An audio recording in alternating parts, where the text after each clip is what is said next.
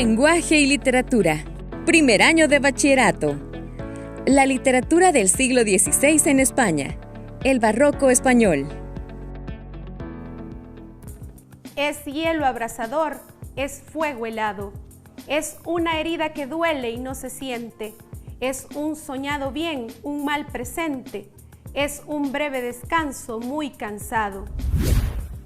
Es un descuido que nos da cuidado.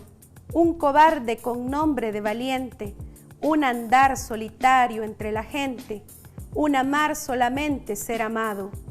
Es una libertad encarcelada que dura hasta el postrero parasismo, enfermedad que crece si es curada.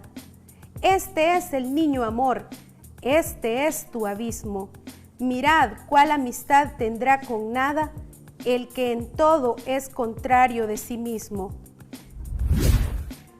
¿Cómo definirías tú el amor? El poema que acabamos de escuchar se titula Definiendo el amor, de Francisco de Quevedo, poeta que conoceremos en esta clase. ¿Qué tal? ¿Cómo están, chicas y chicos? Sean bienvenidos una vez más a su espacio educativo Aprendamos en Casa. En esta clase estudiaremos la literatura del Renacimiento, también la literatura del Barroco y la poesía mística. ¿Están listos? Comencemos.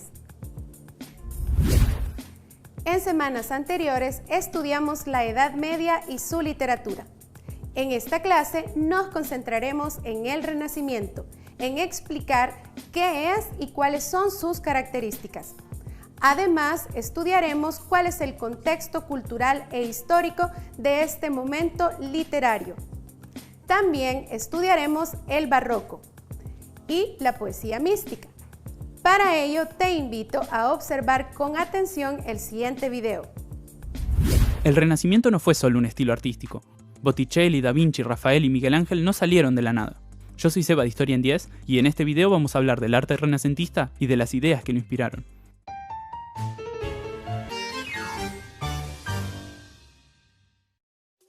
El Renacimiento fue un movimiento cultural que se desarrolló entre los siglos XIV y XVI aproximadamente, y que se caracterizó por inspirarse e intentar revivir elementos de la antigüedad clásica griega y romana. Su cuna fue Florencia, luego se extendió por el resto de Italia y terminó influyendo prácticamente en toda Europa. Lo primero que viene a la mente al hablar del Renacimiento es el arte, y es cierto que implicó avances técnicos muy importantes y definió una idea de belleza con la que todos los movimientos posteriores han tenido que cargar, sea para intentar conseguirla o para discutirla, incluso en la actualidad. Para darnos una idea de esos cambios, hice esta línea de tiempo, siguiendo uno de los temas más repetidos de la historia del arte, la Madonna y el Niño. Imagínense, con la fuerte religiosidad de la época, la impresión al ver por primera vez a Jesús y María de forma tan realista, tan humana. El antes y el después es increíble, pero como pueden ver por las fechas, fue un proceso largo y paulatino. Ahora, el Renacimiento no fue solamente estético, también incluyó al humanismo, el movimiento intelectual que intentó recuperar la literatura y el pensamiento clásicos, comenzando por buscar textos perdidos y mejores traducciones de los conocidos. Los humanistas revivieron ideas que no solo ayudaron a movilizar lo estético, sino que impactaron en la política, economía, filosofía y mentalidad de la época. Fomentaron un mayor antropocentrismo al centrarse en el hombre y reivindicar sus capacidades, como la razón. Algunos de los más destacados fueron Nicolás Maquiavelo y Erasmo de Róterdam. Sus ideas se difundieron a través de cartas, viajes y también una importantísima innovación técnica, la aparición de la imprenta, que revolucionó la transmisión escrita de conocimiento. En las ciencias naturales fue quizás donde menos avances hubo, aunque hay que destacar desarrollos en las matemáticas, la medicina y la cartografía, adelantos en la navegación y la guerra, y la aparición del modelo heliocéntrico de Nicolás Copérnico. Los que vivieron esos siglos pensaron que el periodo que los separaba de la antigüedad era una edad oscura para las artes y las ideas. Por eso usaron palabras como Renacimiento. Esa concepción influyó por mucho tiempo cómo se veían las edades históricas, pero hoy en día es discutida. A Aristóteles lo estudiaron en todas las universidades medievales, y no sé quién podría decir que el arte estaba dormido frente a una catedral gótica. La Edad Media ya no es vista como oscura, y el Renacimiento, que nació medieval, ya no es un cambio brusco, sino un movimiento que acompañó la transición entre la Edad Media y la modernidad. No hay que olvidar que en paralelo ocurrieron desde la peste negra y la Guerra de los 100 años hasta la llegada a América y la Reforma protestante. Dicho esto, ¿por qué comenzó cuando comenzó y por qué en Italia? Un factor clave fue el resurgimiento de las ciudades, que comenzó unos siglos antes. Estas no tenían tanta vida desde la caída del Imperio Romano, e Italia concentraba algunas de las más importantes en riqueza y población. Ellas eran el centro de estados independientes, como las repúblicas de Florencia y Venecia, el ducado de Milán o los estados pontificios. Su crecimiento las acercaba a la antigüedad. Los hombres del Renacimiento eran una minoría urbana después de todo. Además, las familias poderosas de las ciudades generalmente se volvieron mecenas, es decir, patrones que financiaban obras de arte, como los Medici o los papas de Roma. Por otro lado, Italia convivía con los restos de la antigua Roma. El Renacimiento implicaba una vuelta a su pasado, de ahí saldría el resto de Europa, donde cada país lo adaptaría a su realidad. Ahora sí, concentrémonos en el arte renacentista y más que nada en el italiano. Recuerden que, como siempre decimos, los estilos no son algo rígido, sino que nos ayudan a entender una época en líneas generales. Las principales ideas que inspiraban a los artistas renacentistas y sus mecenas eran sobre todo una búsqueda de recuperar el arte de la antigüedad, un marcado interés por la figura humana, a la cual se le dio mucha importancia, una búsqueda de un mayor realismo, intentando crear obras fieles a la naturaleza, y por último la creencia en una belleza ideal que deseaban alcanzar. Para concretar esas ideas, comenzaron por estudiar los modelos de la antigüedad que tenían a su disposición. En el caso de la arquitectura y la escultura, esto fue más sencillo, aún quedaban ejemplos en pie. La pintura tuvo que inspirarse de forma indirecta, porque casi no se conservaban obras. De esos modelos, la arquitectura recuperó la escala humana y distintos elementos decorativos, mientras que la escultura y la pintura tomaron las posturas, rasgos e incluso las escenas mitológicas de las obras y textos que leían. Estos se aplicaron también a pinturas de temas religiosos y a la creciente producción de retratos. Por otro lado, la búsqueda de poder reproducir la realidad de forma fiel implicó para los artistas estudiar la naturaleza. A través de las matemáticas y la óptica, desarrollaron la perspectiva lineal y aérea. Estudiar anatomía les permitió ser precisos al reproducir el cuerpo humano, recurriendo incluso a hacer disecciones. De todos modos, no buscaban solo copiar la naturaleza, sino que creían que el arte permitía elevarla, así que la reprodujeron de forma idealizada, modificando las formas y proporciones, buscando por ejemplo la simetría. Pueden incluso notar cómo muchos de los rostros y cuerpos terminan pareciéndose. Tomemos primero la arquitectura para ejemplificar estas características. A la izquierda pueden ver la Catedral de Notre Dame, un ejemplo de arquitectura gótica.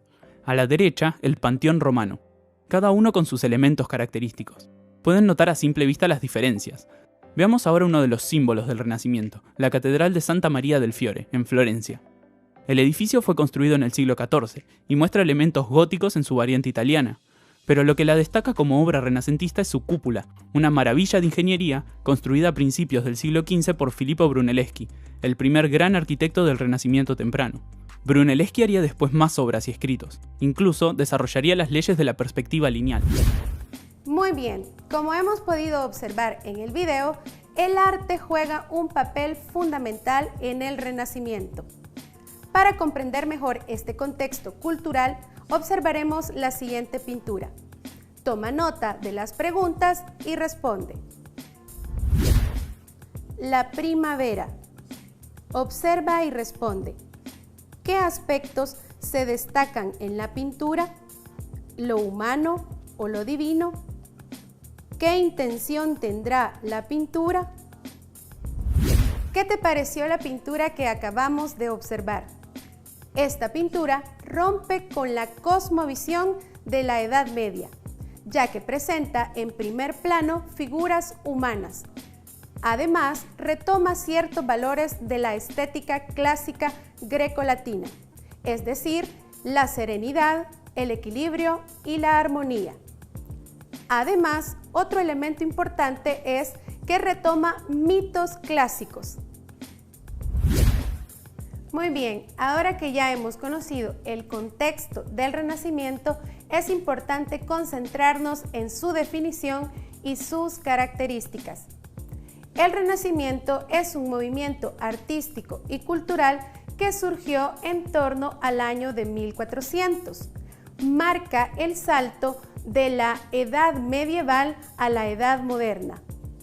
Trae consigo grandes cambios no solo en lo cultural, en lo artístico, sino también en lo científico y en las formas de pensamiento. Sus características muestran un rechazo a los principios del conocimiento medieval y una admiración profunda a la antigüedad grecorromana. Parte de la razón busca llegar a la verdad a través de la experiencia personal y la investigación. Frente a la Edad Media, donde todo giraba en torno a Dios, el Renacimiento ubica al ser humano en el centro del universo. Sus rasgos fundamentales fueron dos. El primero de ellos, la vuelta al mundo clásico, a la estética del clasicismo. Y la segunda, el humanismo y por tanto la expresión antropocentrista. Ahora nos concentraremos en el barroco. Aunque su nombre puede resultar extraño, hace referencia a una perla que, por su forma irregular, resulta extraña y bella. El barroco fue un periodo histórico, artístico y cultural que muestra exuberancia en las formas ornamentales tanto de la arquitectura como de la pintura. Asimismo, marcó el estilo en la literatura y en la música. Se desarrolló entre los siglos XVII y XVIII. Para conocer sus características, contexto, autores y obras más importantes, veamos la siguiente cápsula. Autores y obras del barroco.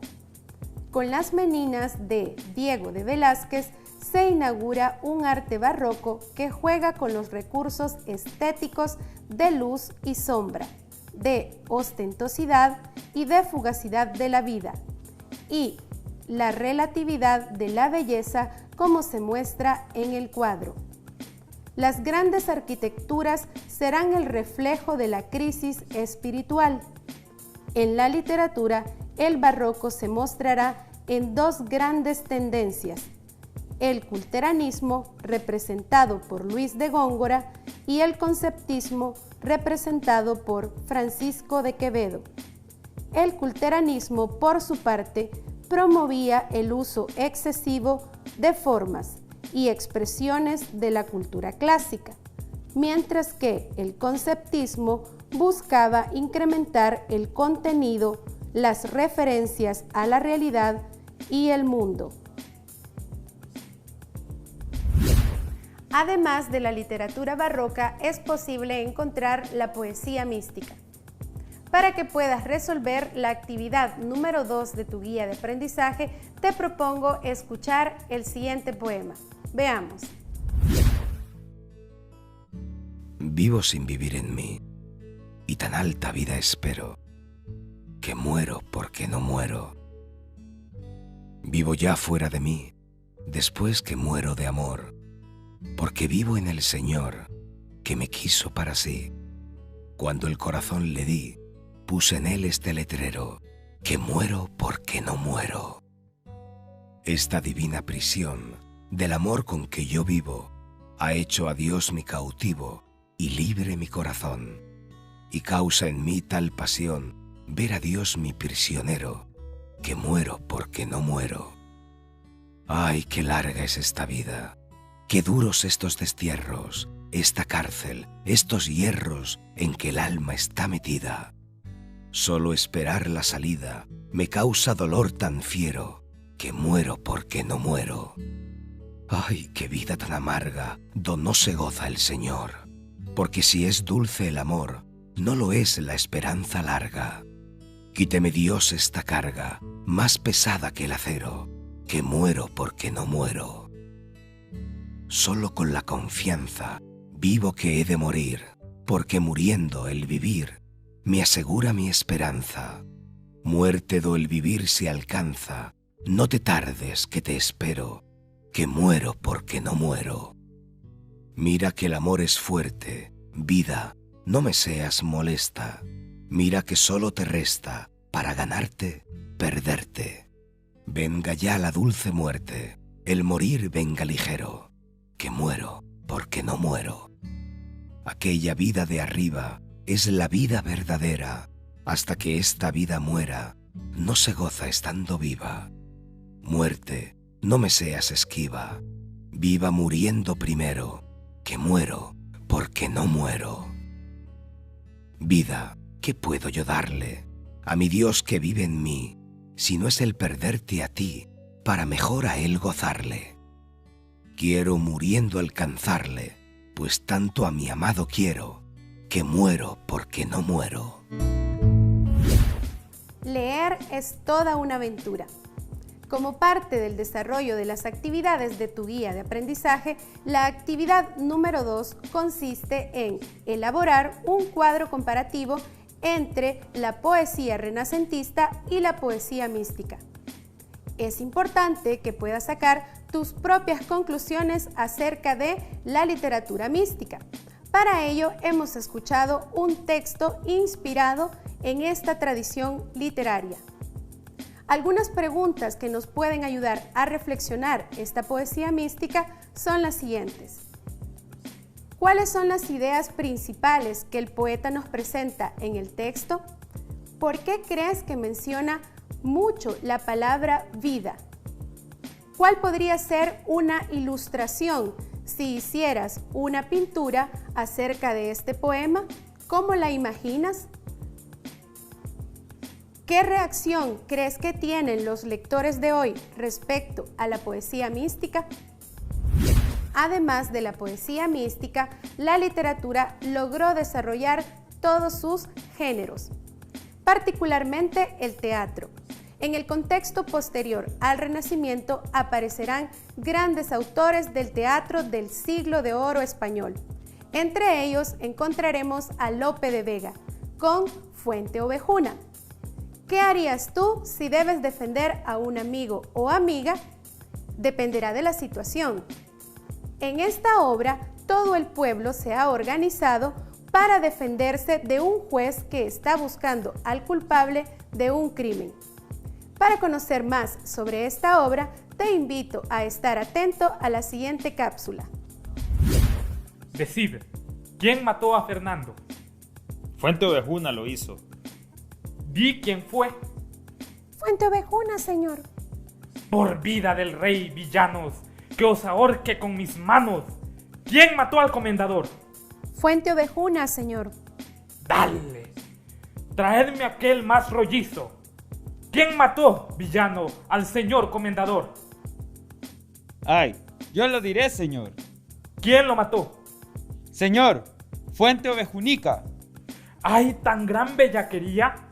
Del dolor se están burlando. En quien estaba esperando niega con mayor porfía. Dejadlos, que estoy cansado. En el fragmento que acabamos de leer, es importante destacar su alto contenido social.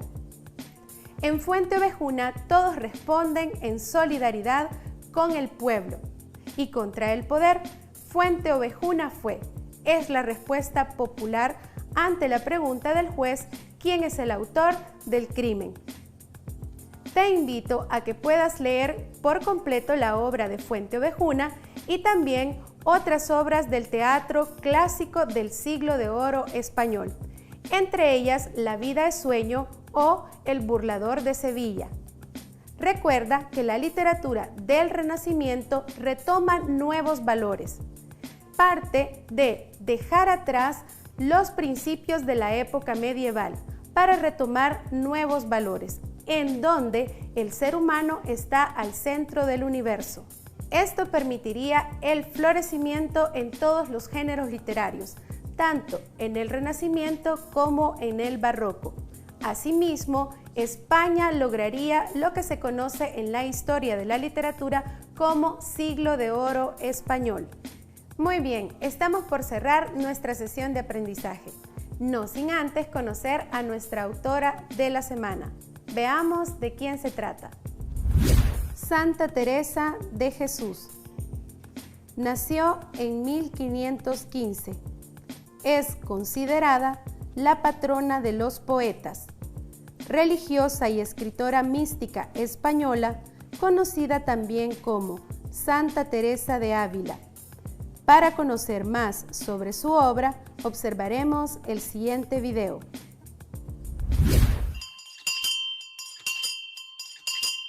En una celda tan austera como esta vivió Santa Teresa de Jesús.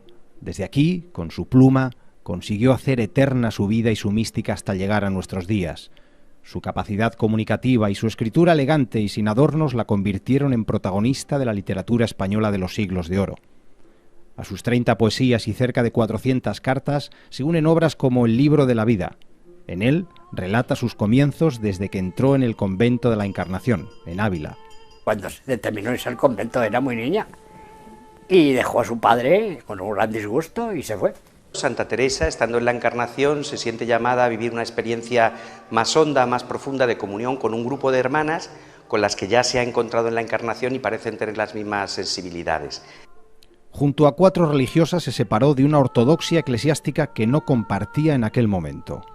Y las monjas terminaron pues por ser unas ricas y otras pobres, terminaron por ser, a ver, cosas que no eran de recibo, y Teresa lo que llevó fue pues el sentido de la obediencia y el sentido de la pobreza, pero a rajatabla. Y así Santa Teresa de Jesús reformó la Orden del Carmelo y cambió la forma de vida religiosa de la época. Para ello, fundó las Carmelitas Descalzas. Basó su día a día en la oración, el ayuno, el silencio y la soledad. Cambió lo que tenía que cambiar, no se sometió ni a la Inquisición, ni a ninguna consigna, ni a nada. Tenía una imaginación verdaderamente desbordante. Ella habla de ermitañas, pero no al estilo de aquellos que se alejan y se esconden en las montañas, sino de personas que buscan soledad para empaparse de Dios. Y una vez empapada de Dios, de esa misma luz, de esa misma agua de vida que han recibido, pueden compartir, pueden dar a los demás. Mucha vida de oración, lógicamente, y muy evangélica, muy parecida pues a la vida de Nazaret que hizo la Virgen. Una vida sencilla en el trabajo, en la oración, muy alegre en los recreos, y bueno, pues dando esa fuerza con esta vida pues a todas las almas. Una forma de vida humilde y sencilla que Santa Teresa de Jesús introdujo por primera vez en este convento de Ávila. Lo dedicó especialmente a la figura de San José. Se ve sometida a una parálisis tremenda hasta el punto de que la dan de hecho por muerta y le cavan la fosa en la Encarnación. Ella se dirige a San José y se sabe, no digo solo se siente, sino que se sabe curada por él. Fundado el convento de San José, la propia Santa Teresa de Jesús se encargó de extender personalmente su mística por todo el país. En toda su vida llegó a crear 17 conventos en ciudades como Medina del Campo, Alba de Tormes, Sevilla o Toledo. Hasta llegar al momento en el que nos encontramos ahora, una orden extendida por todo el mundo, en los 5 continentes, pues con más de 13.000 monjas, 4.000 frailes y muchísimos seglares consagrados, hasta un número de 55.000, también por todo el mundo. En todos ellos sigue presente hoy el espíritu que ella infundió hace 5 siglos. Lo trasladó con lo mejor de su ilusión contemplativa y reformadora hasta el mismo día de su muerte. A sus 67 años pasó a vivir eternamente al lado de Dios después de un duro viaje a Alba de Tormes. La muerte fue terrible, ella probablemente tenía un cáncer de matriz y en aquellos carretones y tal. A partir de ese momento la divinidad de esta santa aumentó gracias a la publicación de sus escritos, hasta entonces ocultos, y la devoción de sus seguidores se hizo notable mediante la veneración de sus reliquias repartidas por todo el mundo. Incluso llegaron a servir de protección a algún alto cargo de nuestro país. Franco le concedía un poder taumatúrgico y, en fin, una especie de veneración fetichista a la famosa mano o al brazo incorrupto de la santa, que también recorrerá España en los años 60.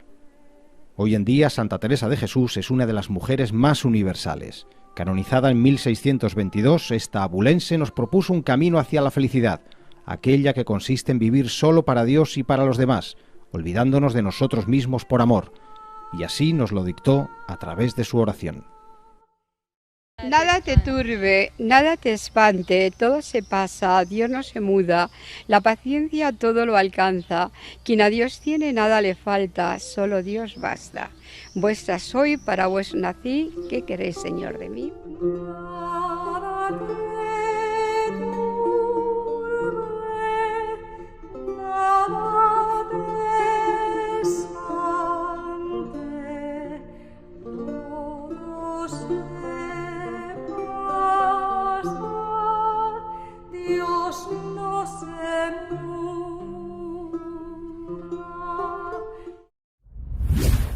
Muy bien, hemos llegado al cierre de nuestra clase.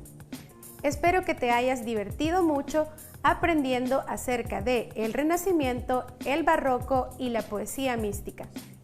Recuerda cuidar de tu salud quedándote en casa. Nos encontraremos en la próxima sesión.